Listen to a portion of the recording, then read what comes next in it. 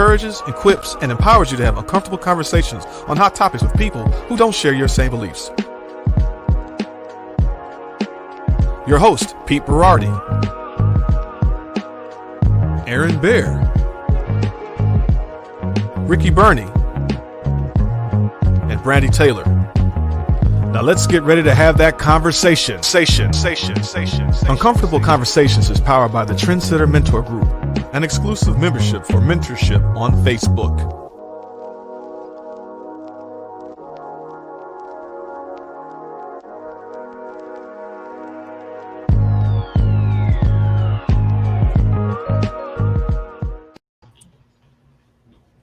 Hello, good morning, everybody. Welcome to Uncomfortable Conversation this morning.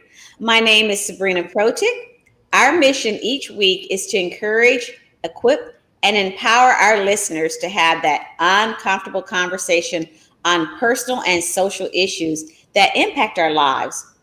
We have the opportunity today we've selected an uncomfortable conversation on a very hot topic with our co-host, Ricky Burney, author of the book, Destined for Greatness, 90 Days of Transformational Affirmation, and our new co-host, Mr. Walter Parker, who is a divisional sales manager at Contour Mortgage Corporation. Welcome, gentlemen. How are you this morning?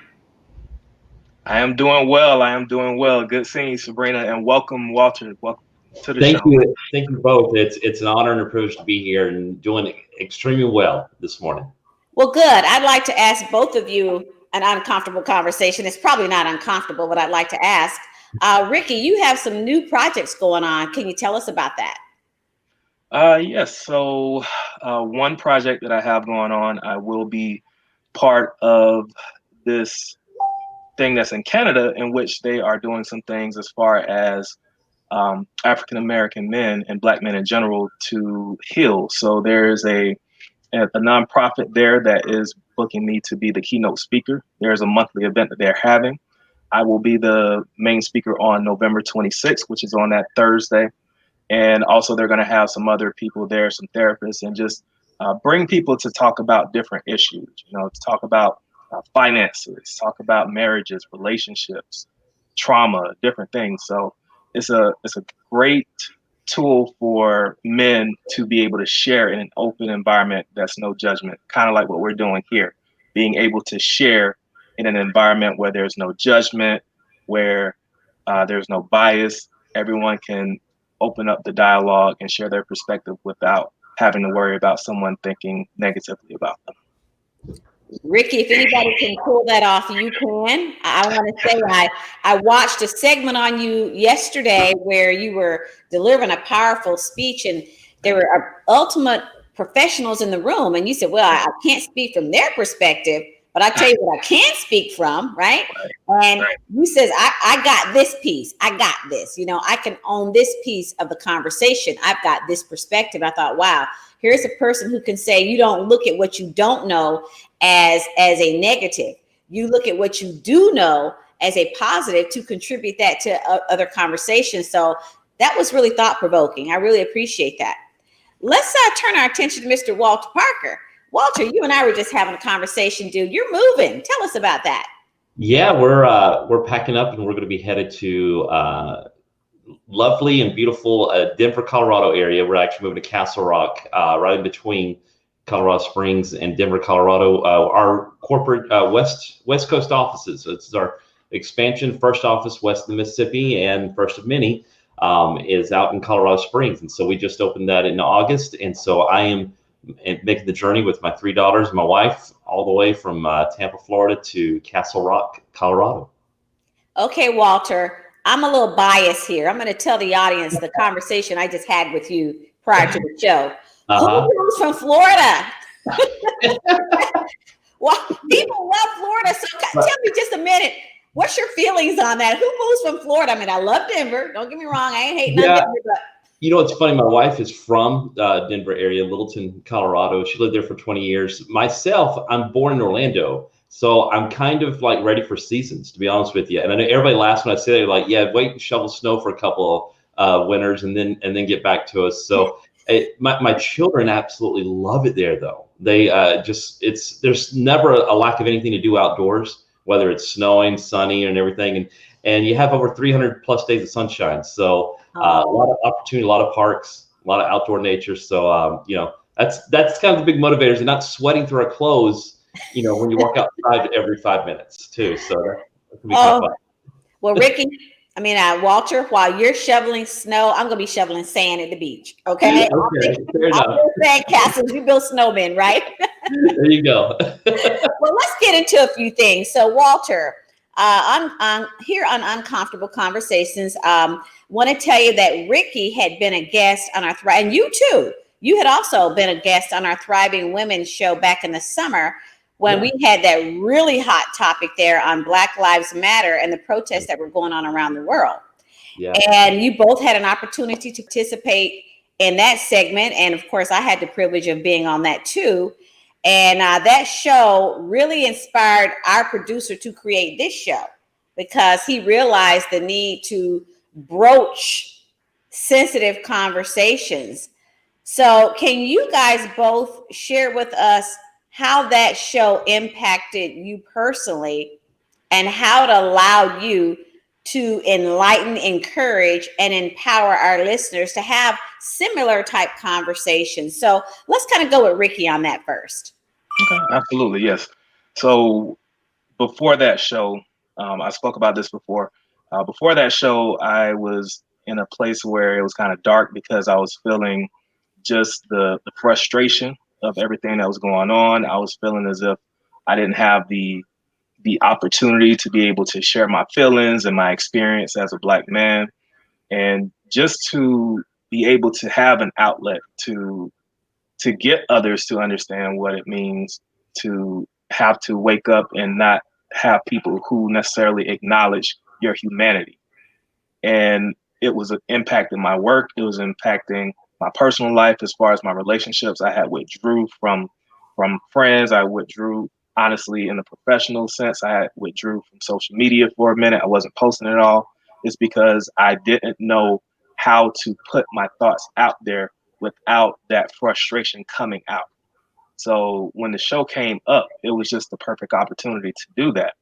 It was a space where I wasn't going to necessarily pour out anger, but I was going to express how I was feeling. I was going to express that frustration. I was going to express the hostility that was going on. I was going to express my concern with my well-being and just the state of the world.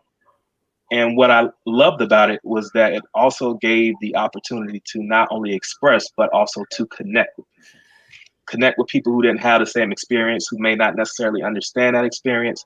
And now they have an understanding of what that is. And I also had the understanding of what it looked like to them and how they felt about the situation. And during that, you realize that sometimes just because a person looks different or comes from a different background, they can still empathize with you. They can still be able to experience and understand that something is wrong. And with this platform, that's what, I saw this be an opportunity to do. Bridge that gap of connection through conversation. Ricky, thank you so much for sharing your experience and your thought processes on that. And you took it to a different level by looking at this show as an opportunity. Some people fear this. When we mention Uncomfortable Conversation and we're doing a show, and I'll tell you, I've mentioned to people and say, hey, you want to be a guest? I go, oh, well, I don't know about that. Just the title itself is scary. They go, Uncomfortable Conversation. And they feel like they've got to reveal their inner self and who they are. And some people aren't willing to share that. Right. They are uncomfortable about being uncomfortable. Right. You know what I'm saying? So let's kind of get Walter. Let's talk to you for a minute here, Walter. You were on that show and you gave some outstanding perspectives. You came at it from a whole different angle than even what I would have thought about on that topic. So share with us how that show impacted you, your perspectives, and why you're here with us today. Well, I love the opportunity just to at least be a part of the conversation. I mean, it's something that, hey, if like Ricky was saying, and like we were saying, as far as being able to be honest and open, I believe always learn. You know, the only way we grow is we learn and we hear other people's perspective, because we already know our own perspective, right? And so, but if something maybe from my perspective, I said, can kind of put into light maybe a different point of view, I can definitely learn and understand much better about other points of views. And so for me, it was great. You know, yeah, it's uncomfortable, a conversation, because, you know, I remember at that time, you know, just want to do something to be productive and be able to help the situation, not, you know, not just stand by and watch and do nothing. So it really was awesome to be able to have the opportunity to jump in, to learn, to listen, you know, hear Ricky speak, hear others speak, you know, just where they're coming from and what they've experienced. And it, you know, and it really kind of opens up your eyes, and it's an education. And, you know, I feel like knowledge is key, and knowledge is power as far as being able to grow and not be stagnant in your own walk. So it's like I said, so when Daryl talked to me about being on this show, and, you know, it's funny, you know, we talked about a few things, and I was like, man, I love the opportunity to really kind of continue that conversation on other topics, you know, and learn and grow from there as well. So that's why I'm excited. Thank you so much for that. And you said, I'd love the opportunity. You look at this as an opportunity to share, not as an opportunity to get out there and say, hey, everybody, this is what I think, believe what I believe, and see what I see. You know, I'm the ultimate. It's not that. It's just recognizing the value of being able to share your perspectives. I'd like to share with our audience and our listeners just for a minute exactly what our show, Uncomfortable Conversation, is all about. We are the difference. Our show is different than any other show. That's podcast, radio, television. The thing that sets us apart is that we encourage conversations on various subject matter without involving politics, religion, or even gossip. The show is about sharing your personal perspectives and your life experiences without bias. So you see, Ricky can come in on a subject matter and give his perspective without feeling like we all have to believe what he believes. And Walter, the same thing. We may come at it from a whole different way of thinking, and we accept that. We don't even try to change. We don't say, well, it's not a debate here. Well, Walter, why do you believe that? Because I believe this. And we're not putting any debate issues on the table. So that's what Uncomfortable Conversations is all about. I'd like to turn this segment right over to Ricky for a minute. I think you have some uncomfortable questions, don't you, Ricky? Absolutely. Absolutely. Thank you, Sabrina. So, Walter, with being on this show, the induction ceremony for this show includes taking the Uncomfortable Conversations Challenge. Now, in this challenge, what you'll have is 5 minutes to answer 10 questions. These questions, some of them are very surface level, but it addresses some of the stereotypes, the generalizations, and sometimes just the thoughts on people's mind about people from different backgrounds. So it allows the listener to learn how to be empowered to have those uncomfortable conversations, so they stop assuming and start asking about a person's experience. So are you ready for that challenge? Let's do it. I love it. I love it. I love you already have the energy. All right. Sabrina, yeah, can you perfect. How Sabrina, long do you have, Ricky? 5 minutes. 5 minutes. Okay. I'm going to set my timer. Right. Just let me know when you're ready, Sabrina, and I'll go ahead and do the countdown. Let me get my little stopwatch going here. And you said 5 minutes? Yes. Go ahead. Okay. In 5, 4, 3, 2, 1. Walter, if you could give Black people one piece of advice on dealing with white people, what would it be and why? Don't assume that white people really have a good understanding of everything that you've had gone through growing up is the same as you have. So that there's different perspectives a lot because of how, you know, they were raised maybe in their culture versus the way you were. So they don't themselves as racist. So they can be a little defensive at first, not be offended by that. It's just, you know, it's one of those things that we need to have the conversation, talk more about. Okay. Name your most favorite and your least favorite quality about yourself. Well, I love to help others and help others see that they have a lot more potential in themselves. That's kind of my lifelong mission and goal. The thing I hate about myself is that I do have a tendency to procrastinate. Okay. Okay. All right. Can you give the name of 5 Black men that do not play sports? I can. Kevin Belfort, as far as is a gentleman that's a recruiter in actually church work. I've known him for quite a while. Joshua Wesley is a worship pastor. We've done some music and different projects together. Adrian Shaw is a youth pastor, a good friend of mine. I would say then on a not so personal level, I'd say like Ben Carson, famous politician, but also incredible children's brain surgeon. And Ice Cube, I'm a musician myself, so I would say at least those 5. I could go on, name a few more, but as far as people I know on a personal level, 3 of those 5. Okay. Do you think Black people deserve reparations for the suffering they endure in the U.S. and why? It's a good question. I think if you go and you open up that and you say reparations, I believe let's take a look at it and see, are we talking financially? Are we talking educationally? What areas in reparation we would look at? Now, if you're just talking strictly financially, I would say, well, African Americans and Native Americans, but where would we look at that? So I'm a little undecided, to be honest with you. It would be dependent on how the reparations are given and who decides that and where do we even begin on that. So to me, it's a little bit loaded question. I wouldn't say one way or the other. I feel yes, very strongly, or no, very strongly. Okay. If you met Martin Luther King Jr., what question would you like to ask him and why? Man, it's tough to narrow down just to one. But I would say, at what point would you feel like that your dream had been accomplished? When would it be success? Because we all are very familiar with the speech, but in society, what does that really look like in active time? I guess that would be my question to him. Okay. And what is the most common stereotype you have experienced with Black or Hispanic people? Now, on this question, would you say stereotype towards white people or stereotype towards Black and Hispanic people?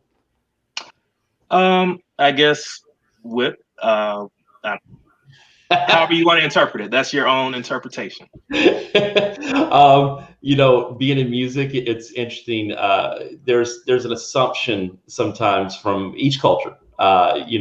Hey, they used to call me, nickname was White Chocolate. Well, why do they call me White Chocolate? Well, because it's playing soulfully and playing R&B music, and they'd hear me play like, wait a minute, I'm not used to hearing white people play like that. So there's a little bit of that in the box thing, and then there's also that flip of some,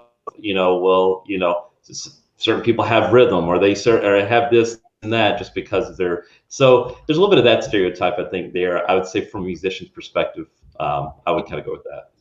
Okay. In your opinion, why do some white people have a challenge wearing face masks? I think it's being subservient. Honestly, they feel like it's putting them under control. It's not even about the health issue. I think it's literally just about their fear of government controlling them. I think, honestly. Okay. And what books are you reading or have you read that have helped you understand racial injustice with Black people? That's a great question. I wish I could say I've read some really powerful books, but as far as on racial injustice, I have not done as much of my homework that I would love to. I watch a lot of documentaries on that more so. I would say one key, though, that I apply to myself is one book. It's called The Key to Everything. It's by a pastor in Fort Myers, Florida, a great business guy. The key to everything is teachability. And so I think by being part of conversations like this and other things, it allows us to learn more about others and what they've gone through and what they are going through, even though it may not be my current situation. It allows us to teach me as far as about what is really going on in other cultures. All right. We're almost there. Almost there. 8 out of 10. You did amazing. 8 out of 10. So all right.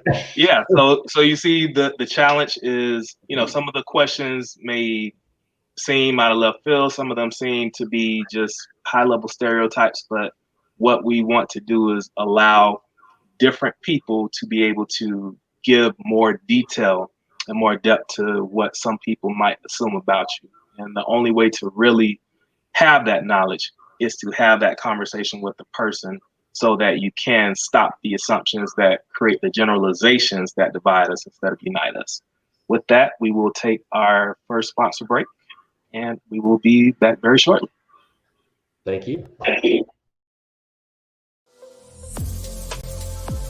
Uncomfortable Conversations Talk Radio is sponsored by the Trendsetter Mentor Group, an exclusive membership for mentorship. You can follow all our hosts on Facebook. Search Trendsetter Mentor Group and join. Now back to the show.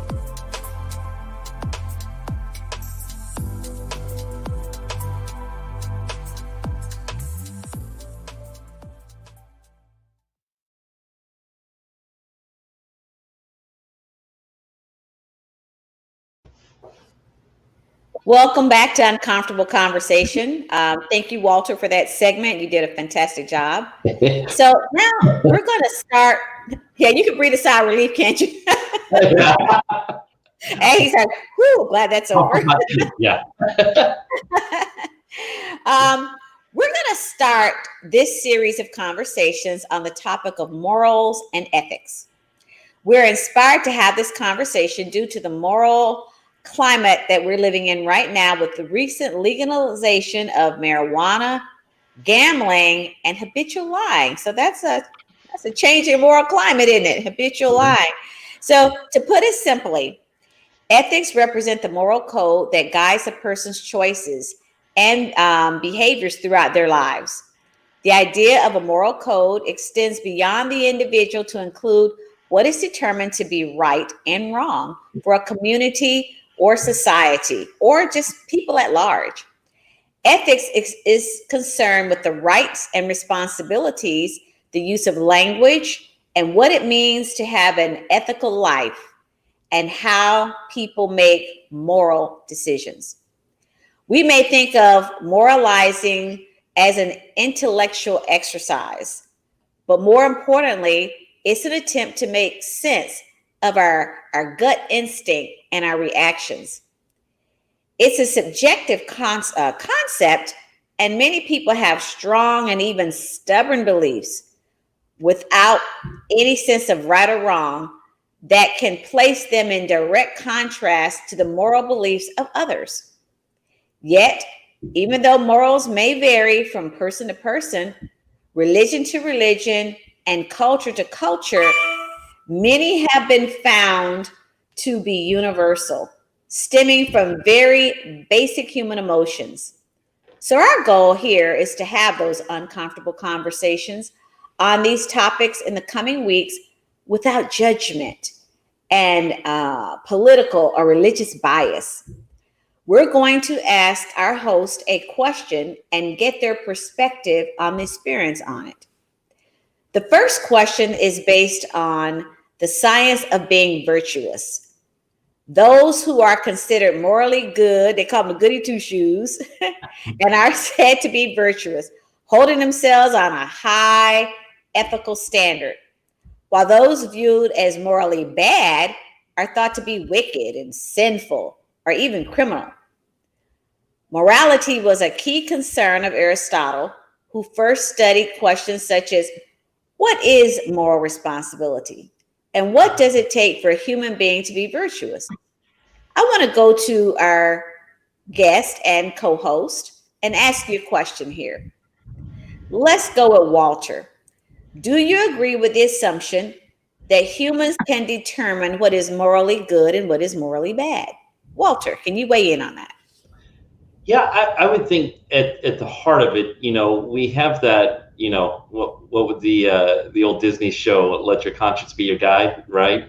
And, I think there is a certain level that all human beings are born with it, but it's shaped by the environment you grow up with. So do all as far as is there an assumption that humans can determine morally good or bad? Yeah, I think there is that. There's something we're all born with. It's a little bit of an indicator. It's just, do we strengthen that voice or do we hush that voice in growing up? And I think that has a lot to do with the environment we grow up in, the area of the country we grow up in, and what is, when you say morally versus ethics, there's a difference there, because what's moral to someone maybe not moral in a different area or different culture. So I do think that human beings can be morally good, but on the flip side, depending on your environment, if you grow up in an environment that is not conducive to letting that voice grow or teaching you to follow that voice, then you can kind of turn your heart against good and be and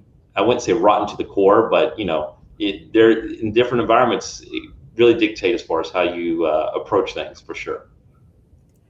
Walter, you made a statement in there that really made me think for a minute when you said some people can turn from good to bad.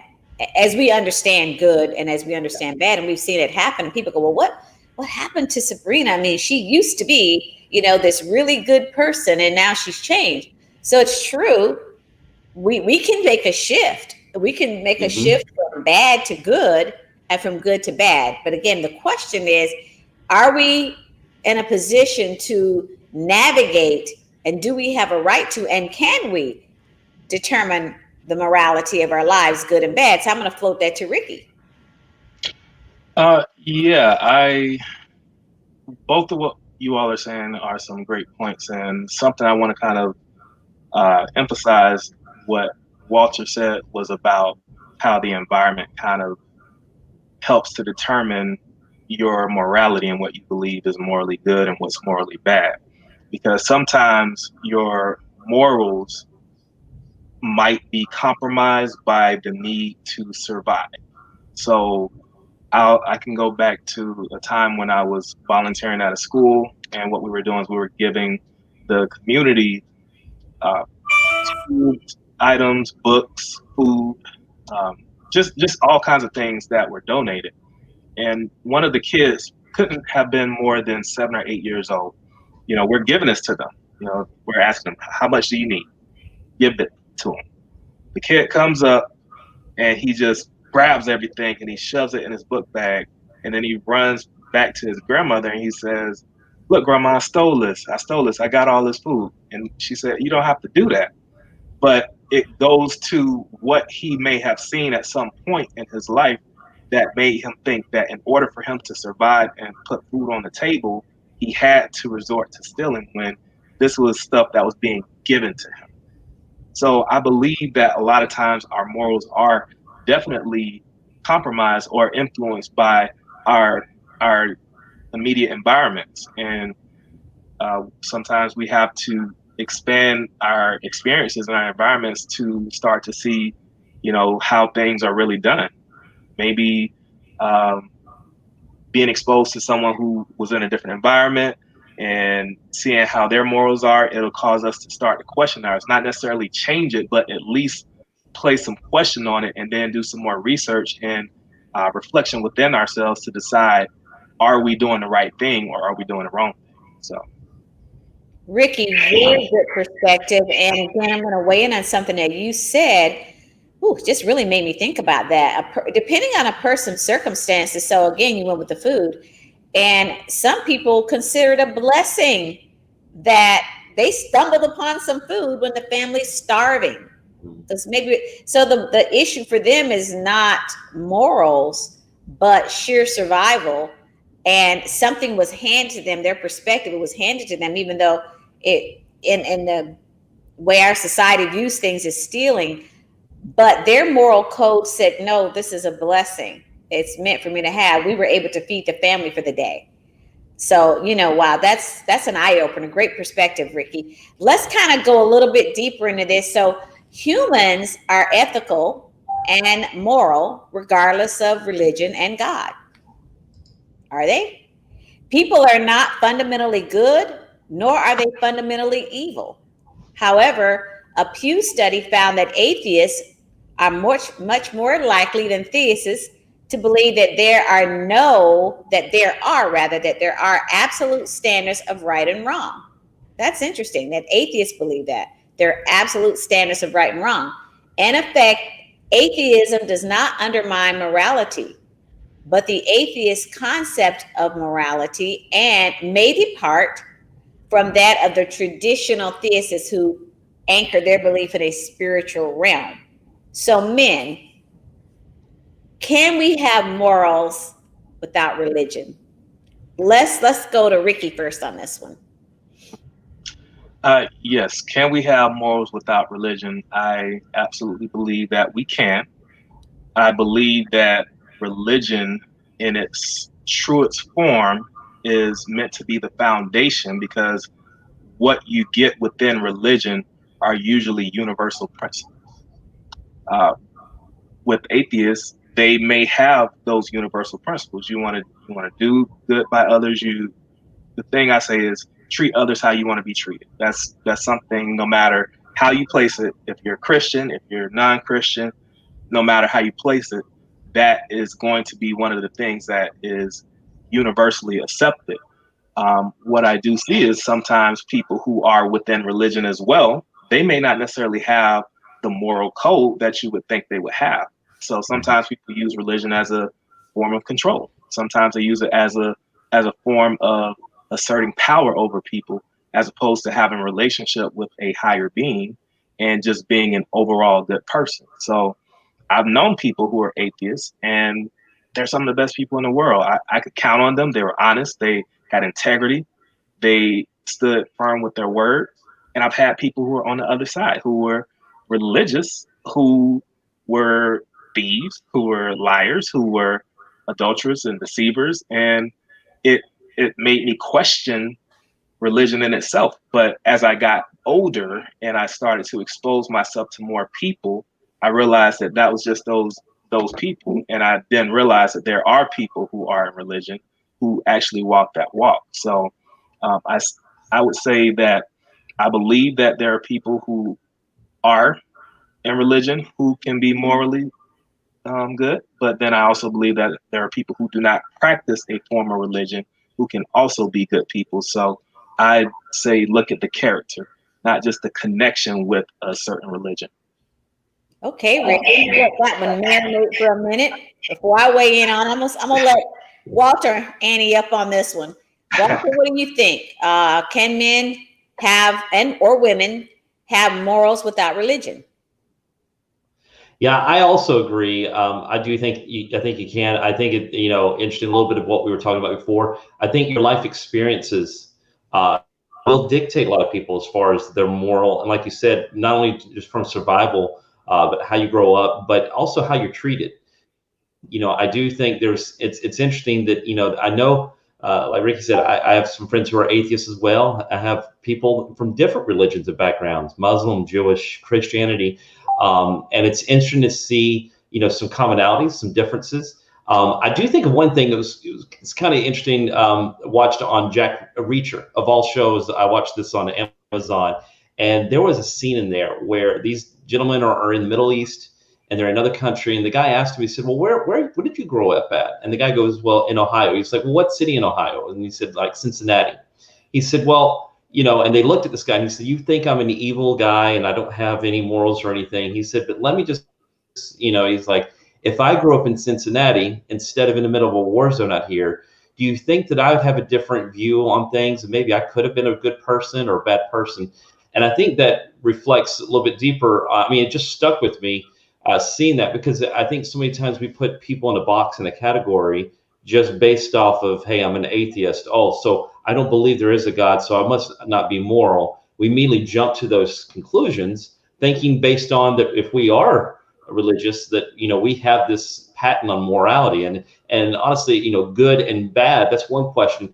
What is good in the eyes of a God or good in the eyes of man, that's a different conversation. But can you be have a good moral compass and not be religious? Absolutely. Again, I think it has a lot to do with where you grow up and what your moral compass is in front of you. And sometimes it's about survival. Sometimes it's about an ideology and not even just religious. Excellent. So you guys had similar perspectives. So I'm gonna weigh in a little bit different. So I did a term paper back when I was in college, and I kept that paper for years and I lost it because I felt like it was my best paper ever. And it was on what is truth. And in that paper, I determined that my truth and the basis for my moral compass came from my religious upbringing. Now, I didn't state anything about people who didn't have a religious upbringing, but I had determined that a person's value system as I knew it then, and you're talking way back some years ago, that their value system and the basis of who they are and the nature of their decisions and their moral code and their ethics came from their ingrained beliefs, from the presence of religion, or maybe even the lack of religion as I knew it back then. And that was how I had determined what truth was, what the moral code was, and what the moral value was in my life. And I had determined through that paper that my decision to steal or not steal, my decision to lie or not lie, came from my religious being and personification of what I had been taught. And those were my basic principles by which I lived by. Now, I didn't make a deduction on the people who were non-religious, that they would be lesser of a person, but I felt like my core value, and I'll stick by that, the person that I am right now is because of my core value and my beliefs on that. I have known atheists to be really good people and make some really good decisions, and I never equated them per se with bad decisions. I just equated them with drawing their code from somewhere else, maybe self. They determined that within themselves. They didn't have a higher source to draw from. And so that was kind of how I saw that. So, it's interesting that we're kind of saying the same thing, but there is a little bit of a spin on it. I do believe that people's value systems are coming from somewhere. Yeah. Right? Whether it's religion or maybe a guru, there's a guru or some Buddhist or some guy sitting on a mountain somewhere, but their moral ethic, their code value. Would you guys not agree that that's coming from somewhere? Would you not agree with that? Yeah.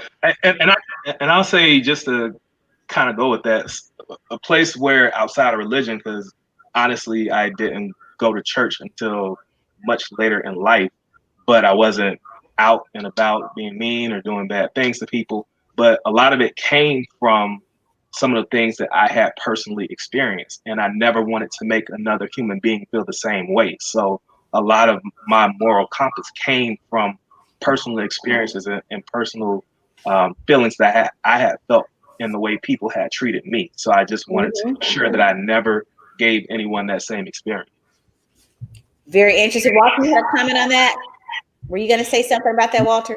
No, I again, it's about perspectives, and this is where I think, to the earlier question about can people be morally on their own? I think everyone has an opportunity, but whether it's survival or whether it's, hey, somebody did you really wrong, somebody robbed or killed or maybe killed a relative or something like that, people have a tendency to turn or look at things from a different angle based upon your life experiences. So it shapes your morality, it shapes who you are. And some people allow it to affect, some people grow from it. You could take two people in the same situation and they could go two different directions, and it's based on the choices on how they choose to react and allow that to affect them versus either grow from it or really let it affect them negatively. So I think it's an awesome conversation as far as this is really stimulating.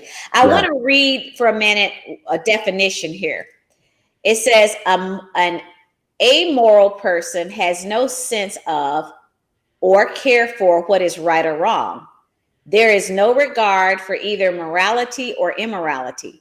Conversely, an immoral person knows the difference, yet he does the wrong thing. Regardless, the amoral politician, for example, has no conscience and makes choices based on his own personal needs. He is oblivious to whether his actions are right or wrong. Ooh, I never heard that definition before. That's interesting. So that's the difference between amoral and immoral. So with that thought in mind, guys, what is the difference between being moral and immoral? Let's go with Walter on that. What's the difference between moral and immoral?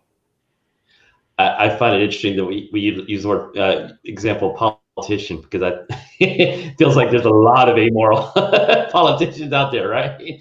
I think it's knowledge.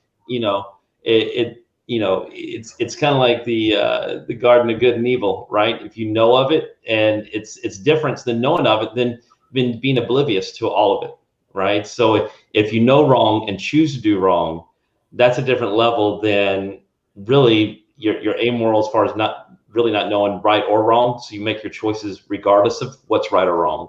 So I think, to me, that's what it's saying as far as there, and what difference between amoral and immoral. You hold somebody a little bit more accountable when they act on something they know they should not be doing, or they're immoral, versus amoral. Not that you give them a complete pass, but you have a better understanding of, hey, they didn't know any better. So I think my kids, being a parent, being a dad, I punish my kids a little bit worse if, and I want to make sure they learn right from wrong. So as a parent, if they do something they know they shouldn't have done, I got a 5-year-old who loves to test that boundary every day, right? And so she knows, right from wrong, but still will choose to do wrong, and ask her why. And, well, the devil devil didn't make you do it. On your own, right? So whereas I have a 13-year-old who, she does her very best, but if she did something or said something and didn't realize it, it might even be in a situation where we're talking about race. I mean, I'll be honest with you, if my kids are stuck at home and they're not in school and around other people, and then they see things on television and we have that conversation, they didn't know right from wrong, that you shouldn't use a certain word. Try to remove it from the vocabulary. I'm not as harsh on them. I want to make sure they understand the severity, but the amoral part of their personality is that they didn't know right or wrong what this word even meant. And so now they know what it means now. And so if they use it again, now they're in an immoral stance, whereas before they were in an amoral stance because they just didn't know either way. So I kind of equivalent it to that. Excellent. Ricky, you want to weigh in on that? Yeah, I'm actually kind of torn between calling a politician amoral, though, because I kind of feel like they're more immoral, because if they were amoral, I feel as if they would just do everything openly without apology, without covering it or trying to conceal some of the things. And to me, being immoral based off of the definition is knowing right from wrong, but choosing to do wrong. And when it usually comes to politicians and corruption, most of that is usually done in a way that they know that they're going to get in trouble with it, but they find a way to do it anyway. So when I think of amoral, I think kind of like what he said with the kid. Sometimes a kid will come and slap somebody in the face, and you say, "Why did you do that?" Just because. Or actually, this could actually go back to your upbringing, and this is not to excuse violent behavior, but sometimes people witness that on a daily basis. They're taught that if someone disrespects you, then you have to fight that person. You have to gain your respect. So they don't think it's wrong to go out if someone calls you a bad name or someone rolls their eye at you, that you punch them in the face, or you do something aggressive to them.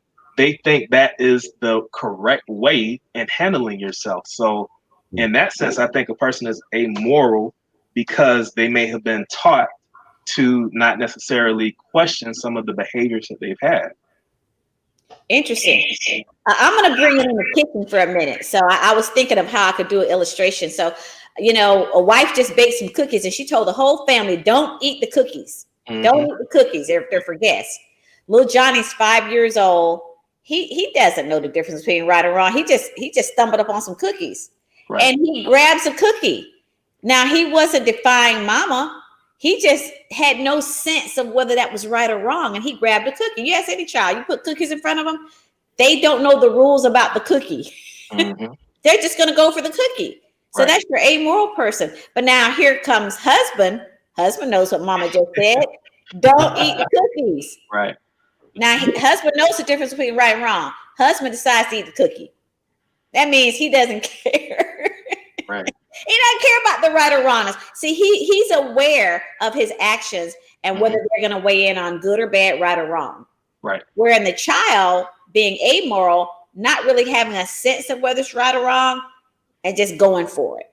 So that's kind of how I processed it. Right. Let's go to a commercial break. When we come back, we're going to kind of wrap up Uncomfortable Conversations.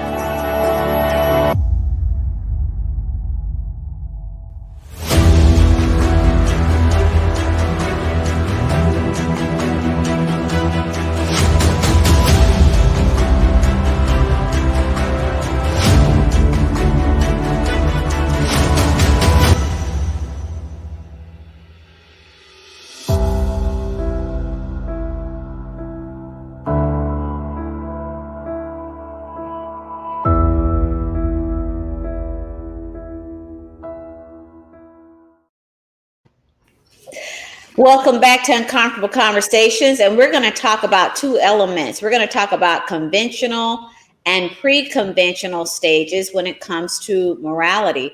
And I want to read to you guys for a second exactly what these two stages are. So pre-conventional stage is driven by obedience and punishment. That is a child's view of what's right or wrong. Here's an example. I hit my brother, and if I do that, I'm going to receive a timeout. How can I avoid the punishment? What's in it for me?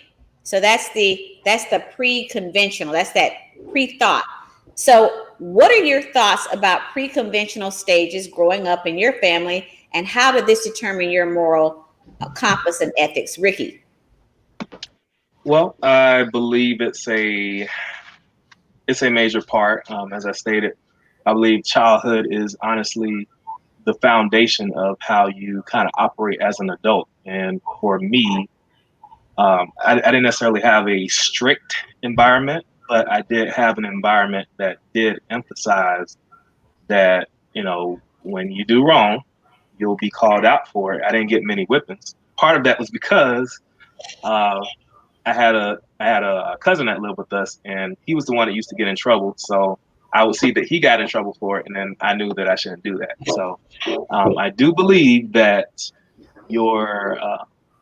the pre-conventional stage did shape a lot of morals that I had. But then as I got older, some of those things that I believed as a younger child, I started to question, and I started to gain more information. And it didn't necessarily dispel what I had been taught, but what I did do is at some point I may have adjusted certain things. Maybe I had developed them further to where I was acting more aligned with who I wanted to be, which is someone who was morally sound. Let's go to Walter. What about that pre-conventional? Yeah, I think it's interesting because I grew up in a little bit different situation where it was a strict family. Now I'm the youngest of five, the only son, and all my other siblings were out of the home by the time I came around. So I was kind of like an only child. But my father was strict. He believed in that scripture, "Spare not the rod and spoil the child." Right. So it was probably about to the age of 6 or 7. That's getting whippings, but we were old school as far as you go out and get the switch from the bush yourself, and you did not want to do it. And so I learned real quickly consequences. If I lied, if I cheated, even my sister one time, falsely accused me of stealing something, and I got punished for it. But I knew you don't steal, you don't do these things. I mean, they're just hard line, do's and don'ts from that. So, the risk and reward of things. If you tell a little white lie, a little small lie, versus doing stealing or hurting someone, what's the different levels of punishment that you receive on that. So I do think that what's in it for me, it's interesting because now as you grow older, you see that be a big factor and a big driver in adults in all their actions. What's in it for me? Do I want to work hard and do this? What's in it for me if I do? So not just out of punishment, but also out of reward as well. And hey, how bad is this if I get caught doing this? If I'm doing this to make more money, does it benefit my family enough I can suffer the consequences or not? So I think there's some different levels on that. But yeah, growing up with that strict upraising, it's good and bad. It allows you to see some absolutes, but it also kind of puts some things in the box that don't necessarily need to be in a box, like we've talked about today as well. So life experiences have opened that up a little bit more as to where, hey, it's not always the same situation for everybody. Okay, excellent. So now we're going to flip this to this conventional stage, and how do you determine your moral code when there is no preconception on that? So an example of this is doing something. This stage includes law and order, basically. Do your duty. What can you say at this point when you're considering the good and the bad of things and making decisions? I remember the child didn't know. Now there's a process of knowing. So what are your thoughts on the conventional stage, Ricky? On the conventional stage, I believe that that is also a critical part of the process. It's the knowing part. So remember, the first one was Yeah. didn't know. Now this is the knowing Right. part. Right. Well, the knowing part to me is obviously the part where we have personal accountability. Before we know anything, people can't necessarily judge our character. They can't necessarily say that we're bad people because we are coming from a place of, ignorance. We can say it. That's what it is, because ignorance is not knowing something. So as you are given the tools, as you're given the knowledge and the perspective of why this might be something you need to reflect on, you choose to implement that or not. And at that point, that is when your personal choices should be met with more consequences that may sometimes place you in a part where you may not be able to have the freedom that you used to have. This is something I emphasize when I go and speak in schools. I emphasize the importance of making informed personal choices, because yes, we are going to make mistakes as we get older, no matter, if we're 15 or if we're 65, we're all going to make some mistakes. But at some point, we have to learn from those mistakes, and we don't want to make the same mistakes over and over. So I think during this stage, this is where we learn how to emphasize the importance of personal choices and personal accountability for our thoughts, actions, and behaviors. I love it, because you mentioned their accountability and consequences. So, in a court of law, yes or no, did you know, Mr. So-and-so, that this was wrong? And based on that answer, if you knowingly knew something was wrong, there's a consequence. So let's kind of go to Walter, same thing. The conventional, being aware of rules and regulations and knowing. What are your thoughts on that? I even draw it all the way down to something we can all recently relate to, and it's like voting, doing your duty. There's a couple of things. If we know right from wrong, we want to help right wrongs, or do we turn a blind eye and we let certain things go on? So if whether it's in our community, whether it's in a state or nationwide level, you don't see a hit and run and just keep on going with your day and not stay there to help somebody. You want to make sure that there is accountability there, because if you let things slide, it not only affects other people, but it starts to have an internal effect on yourself. And there's that kind of that move and switch. You can choose to right or wrong. Obviously, if it comes from a more religious background, or even an amoral, not amoral, but an atheist background, you still have that choice to do right and wrong in the situation. And there's consequences. I tell my children all the time, you got good consequences and bad consequences. Every decision you make is going to have a consequence. Now, what decisions are you going to make? Do you want good consequences? Do you want to be rewarded, or you want bad consequences and have things taken away from you? So that's a lot of times the way I approach it and feel about that too. Excellent perspective. You guys kind of nailed this thing, the difference, and we all had a little bit of difference. We were the same, but we were a little bit different. And so knowing is doing. And here's the thing: when you know better, you do better. But some people don't. Some people choose not to do better. That's another whole conversation, right? Knowing better, doing better. Right. Listen, we had such a great conversation. We actually didn't get a chance to do our love it or leave it.